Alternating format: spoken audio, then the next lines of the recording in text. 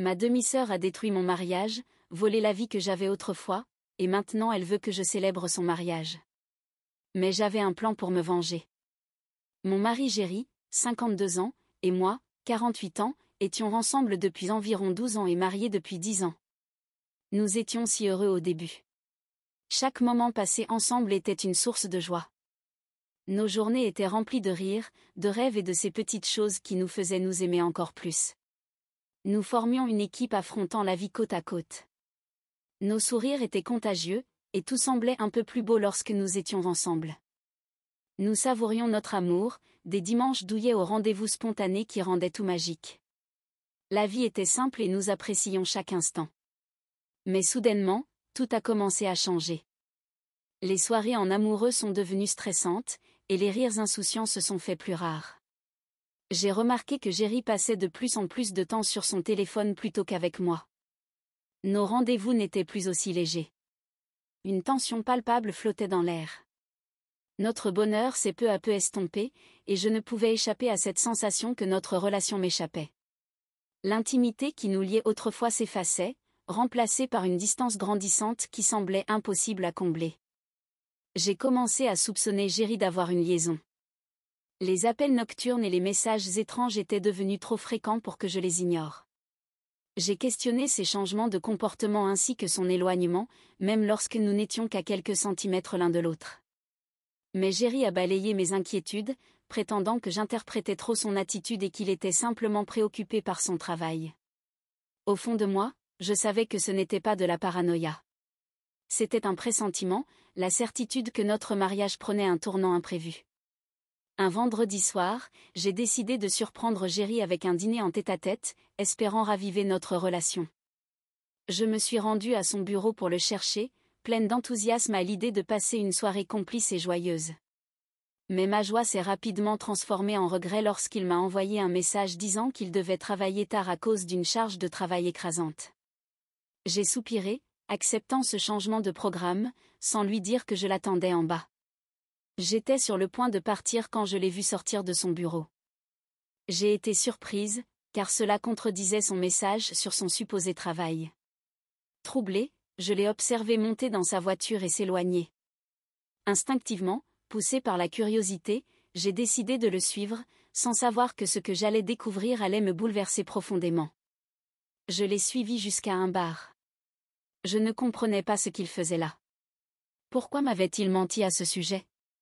Tandis que je l'observais discrètement, mes pires soupçons se confirmaient.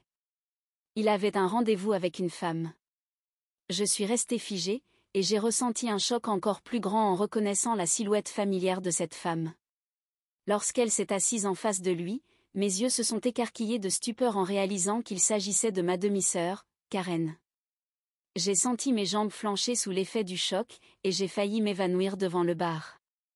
En les observant, j'ai vu mon mari et Karen se tenir la main et se sourire tendrement.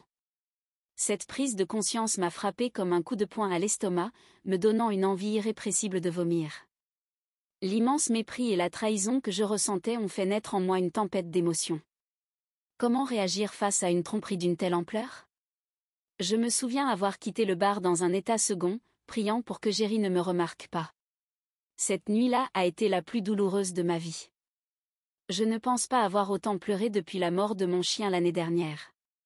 C'était un supplice de réaliser que l'homme avec qui je comptais passer le reste de ma vie me trompait avec ma propre demi-sœur. Pour vous donner un peu de contexte sur Karen, mes parents ont divorcé quand j'étais très jeune, et ma mère s'est remariée avec Harry. Harry avait une fille issue d'un précédent mariage, Karen. Dès le début, Karen et moi nous sommes bien entendus malgré nos 4 ans d'écart. Cependant, notre relation s'est dégradée lorsque j'ai pris conscience de sa capacité à manipuler les autres. Elle s'est révélée être une experte en tromperie, sachant tourner chaque situation à son avantage. Karen était une manipulatrice hors pair, que ce soit pour mentir à nos parents afin d'échapper à une punition ou pour duper des inconnus sans la moindre hésitation. Elle a toujours été jalouse de moi, bien que nous ayons toutes les deux grandi dans des foyers brisés. Peu importe mes efforts, elle ne m'a jamais réellement aimée. En grandissant et en allant à l'université, j'ai fini par moins la voir. J'ai obtenu une bourse complète et j'ai pleinement profité de mes années d'études, en me faisant de nouveaux amis, en découvrant de nouvelles matières et en goûtant à la liberté de la jeunesse. Peu à peu, je suis rentrée de moins en moins souvent à la maison, et j'ai fini par ne plus parler à Karen, sauf lors des réunions de famille. Mais même si je prenais mes distances, Karen continuait d'être odieuse avec moi. Au fil des années, elle lançait des remarques perfides et des allusions mesquines, comme si elle voulait constamment me rabaisser. Mais Karen ne se contentait pas de simples remarques désobligeantes sur mon apparence. Chaque fois que nous étions seuls lors des réunions de famille, elle trouvait un moyen de me critiquer, que ce soit au sujet de ma garde-robe ou par des suggestions insidieuses sur le fait que je devrais aller plus régulièrement à la salle de sport. Ces paroles étaient toujours destinées à saper ma confiance en moi. J'essayais de les ignorer autant que possible. Karen ne s'arrêtait pas là. Elle se montrait souvent trop amicale avec mon mari, qui était alors mon petit ami. Elle lui faisait des commentaires sur le fait qu'il méritait quelqu'un de plus attirant ou qu'il avait une apparence incroyable sur ses photos de sport. Jerry paraissait toujours visiblement gênée et rougissait lorsqu'elle le complimentait. J'avais toujours supposé que c'était juste Karen étant Karen. Elle avait toujours eu un comportement déplacé avec tous les hommes que je fréquentais et que je présentais à ma famille. Depuis mon mariage avec Jerry, elle avait atténué ses comportements aguicheurs et je n'y prêtais plus attention. Mais après les avoir vus ensemble ce soir-là dans ce bar, j'étais convaincue que cela durait depuis un bon moment.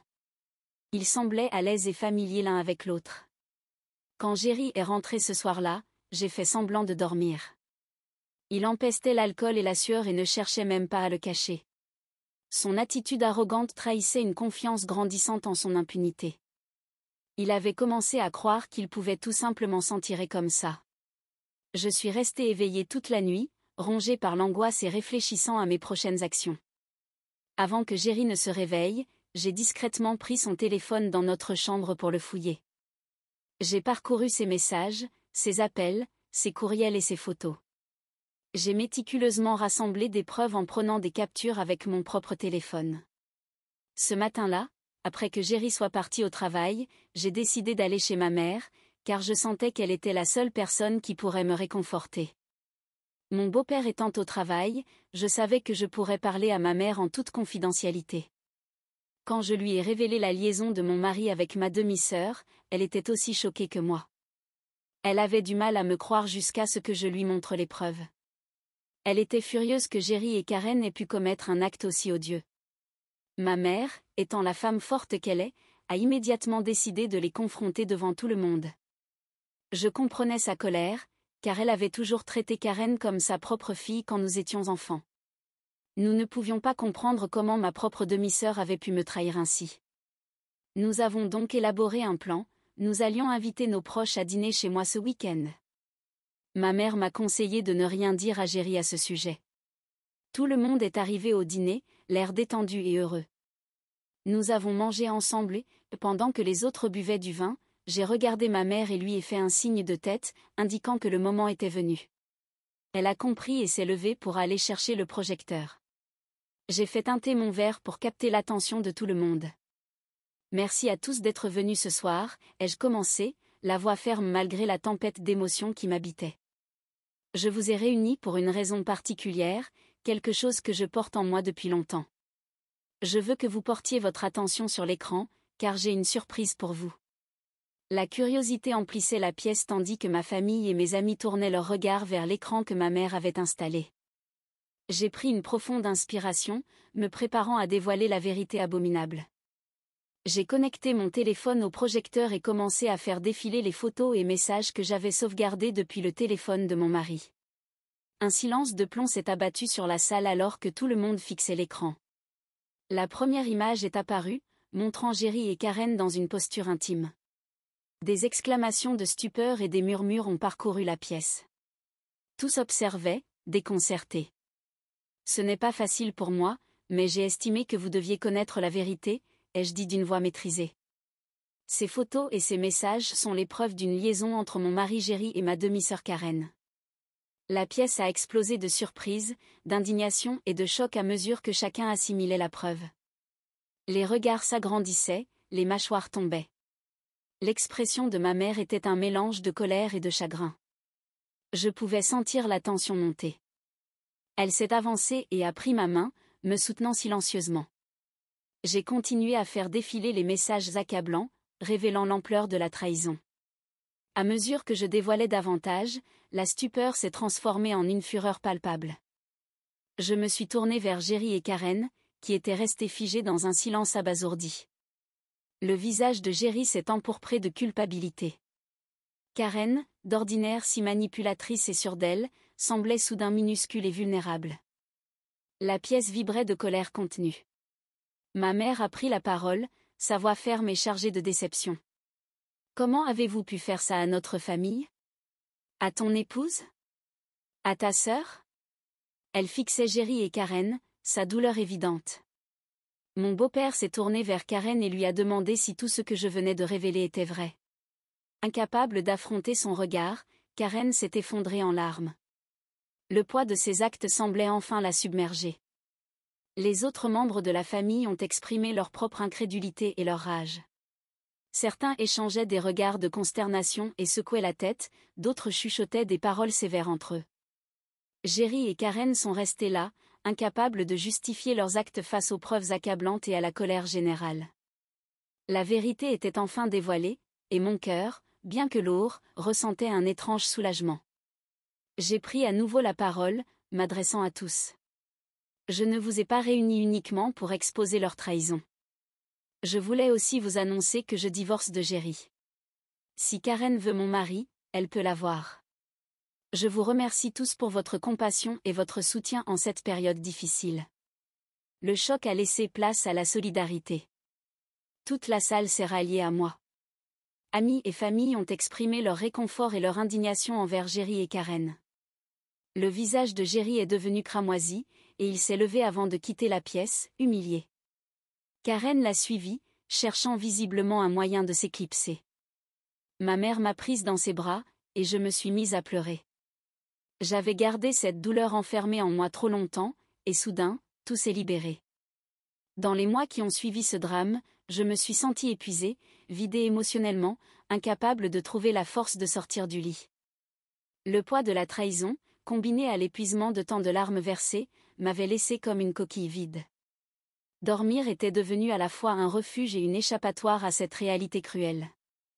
J'ai mis Jerry à la porte pendant que nous entamions les démarches du divorce. Ce fut un chemin long et difficile, mais je savais que je voulais divorcer de lui au plus vite. Il y a 2 jours, après des mois de procédure judiciaire, le tribunal nous a enfin accordé notre souhait, nous étions officiellement séparés.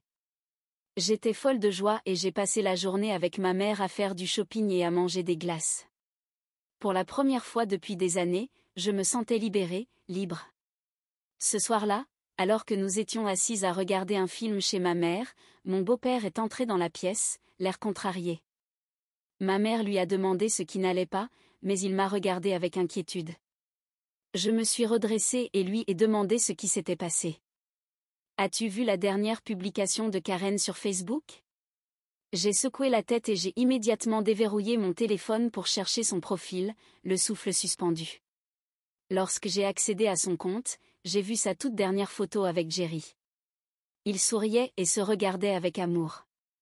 La légende disait, si heureuse d'être fiancée. En lisant ces mots, mon souffle s'est coupé. Puis, j'ai remarqué qu'elle portait une bague. J'étais totalement stupéfaite. Ma mère, qui me regardait avec curiosité, m'a arraché le téléphone des mains et a poussé un cri de surprise en découvrant ce que je voyais. Comprendre que Karen allait réellement épouser Jerry m'a figé sur place. Je ne me souviens plus vraiment de ce qui s'est passé ensuite dans la soirée, tant j'étais submergée par le choc et la stupéfaction.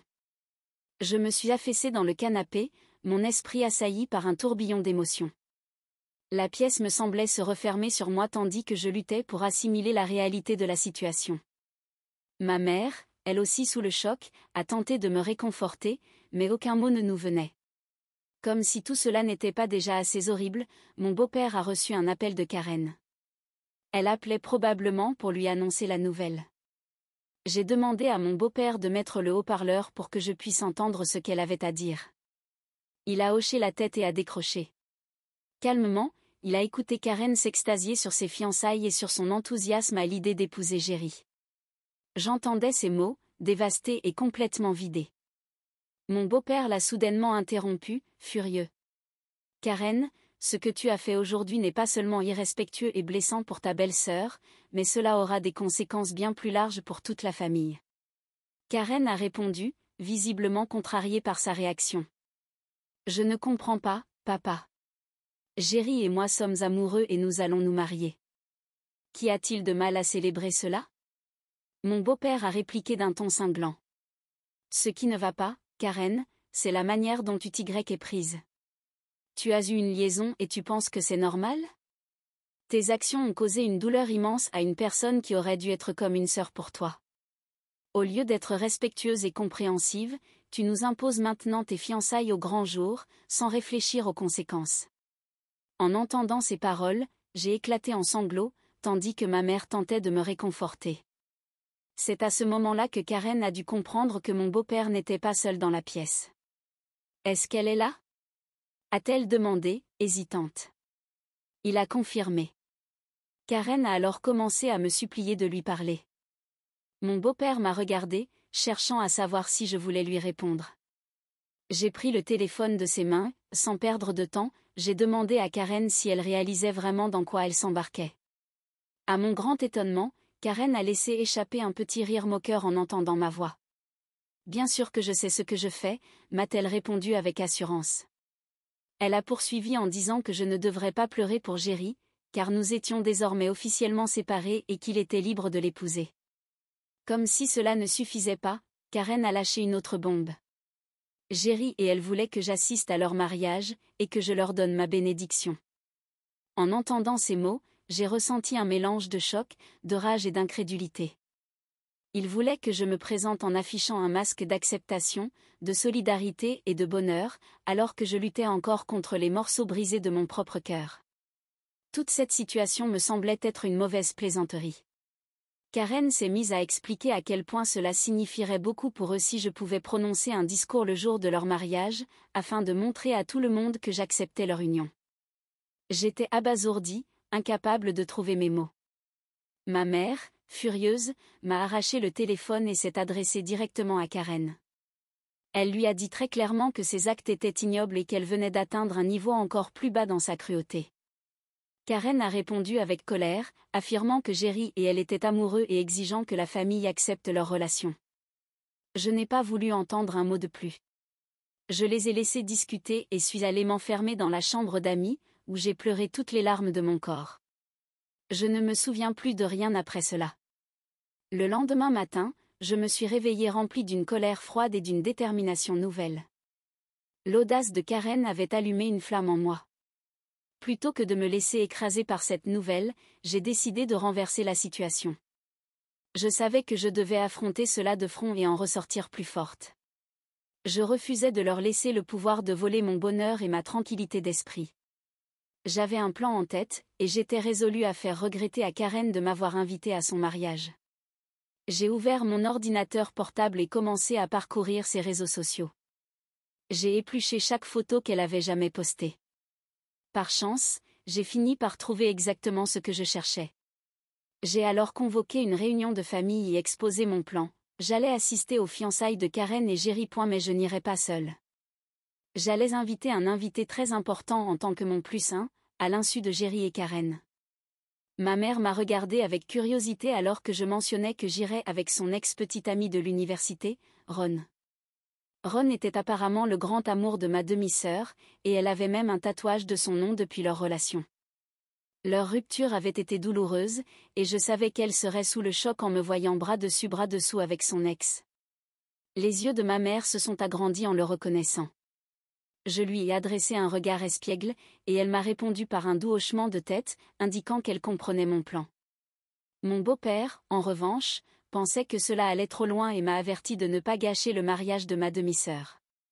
Alors, Reddit, pensez-vous que je suis une mauvaise personne d'inviter l'ex de ma demi-sœur à son mariage après qu'elle ait décidé de coucher avec mon mari et de l'épouser? Mise à jour 1, cela fait quelques jours depuis ma dernière publication. Merci pour vos commentaires. Je suis stupéfaite de voir combien d'entre vous comprennent et soutiennent mon comportement mesquin.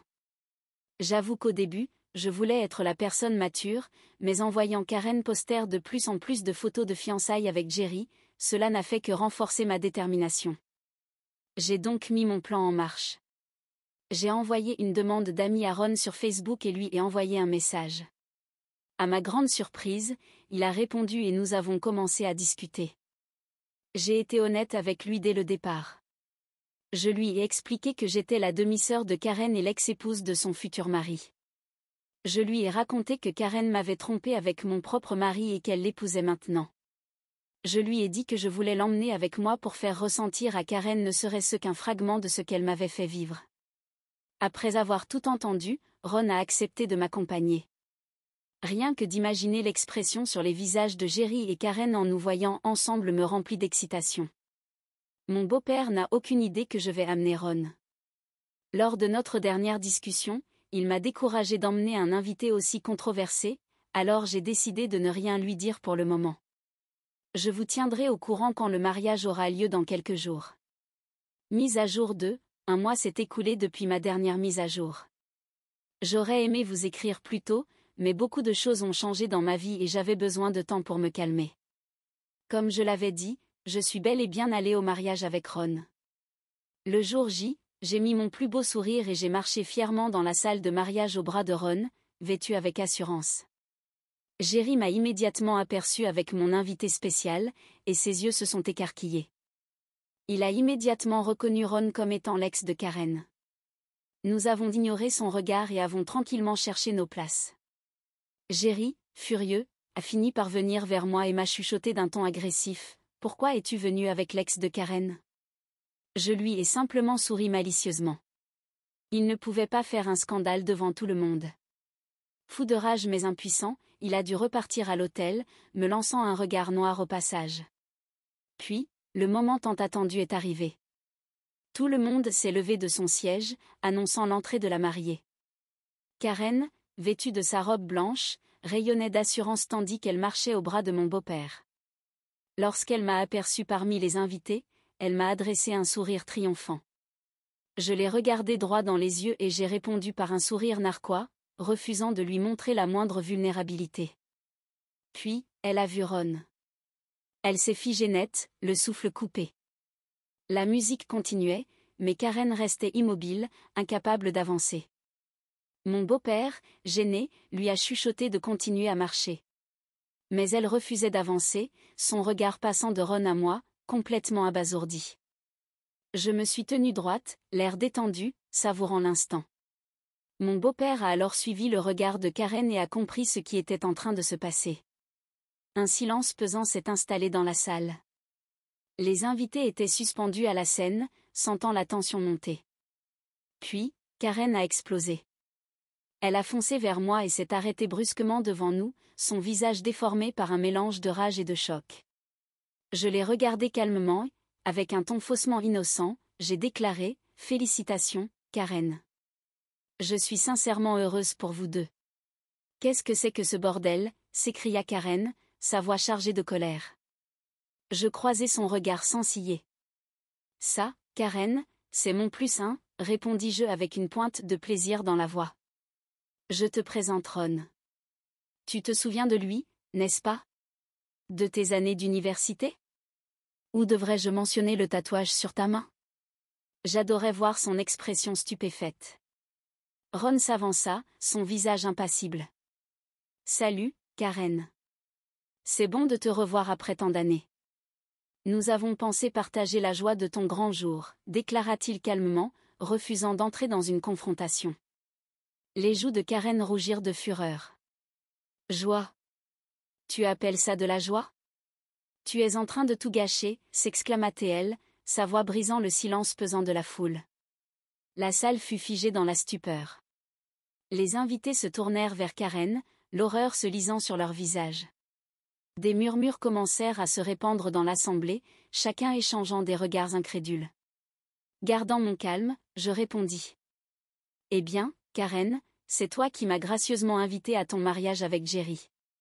Alors, j'ai pensé te rendre l'appareil en amenant ton ex, Ron. » La salle s'embrasa de chuchotements et de halètements alors que les convives prenaient la mesure du drame qui se jouait.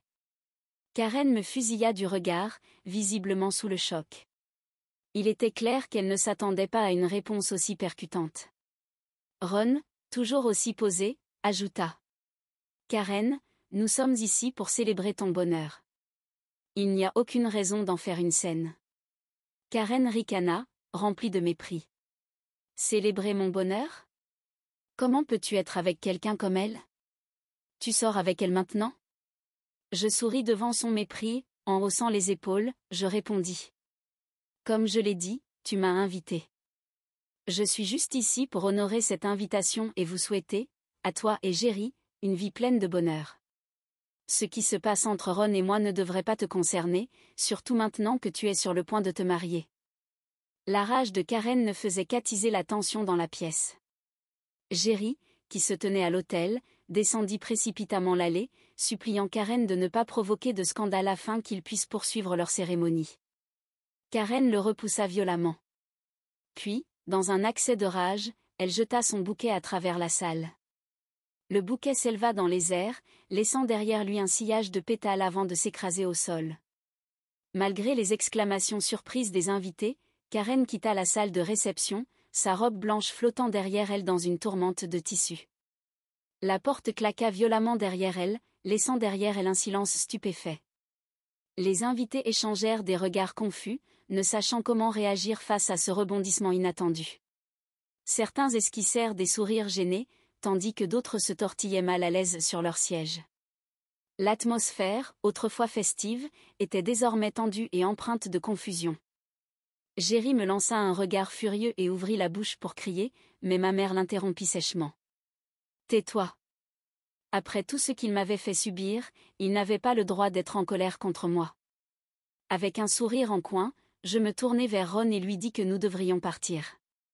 Il hocha la tête en signe d'accord. La foule explosa en une cacophonie de réactions mêlant stupéfaction, indignation et conversation murmurée. Je quittai la salle la tête haute. Le poids de la trahison s'était envolé.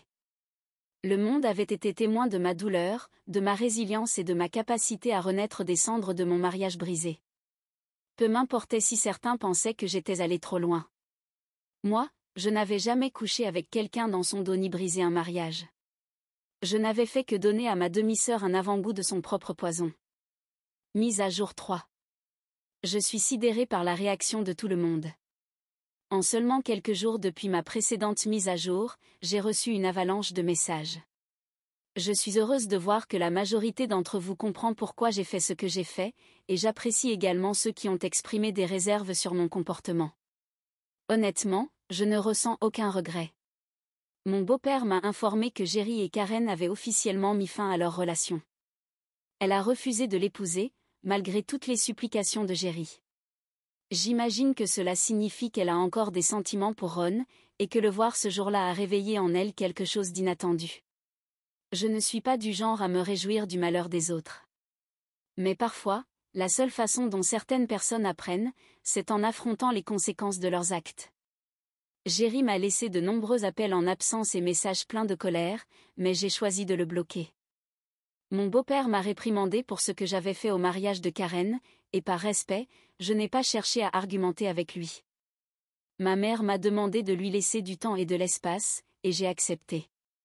Dans les jours qui ont suivi cet événement, j'ai pris la décision de me concentrer sur ma reconstruction personnelle et sur la quête du bonheur en moi-même. Alors que je navigue dans les incertitudes de la vie, je vais probablement entamer une thérapie, comme beaucoup d'entre vous l'ont suggéré. Mais pour l'instant, je veux me concentrer sur mon développement personnel, retrouver mes passions et m'entourer uniquement de bonnes énergies. Merci d'avoir regardé.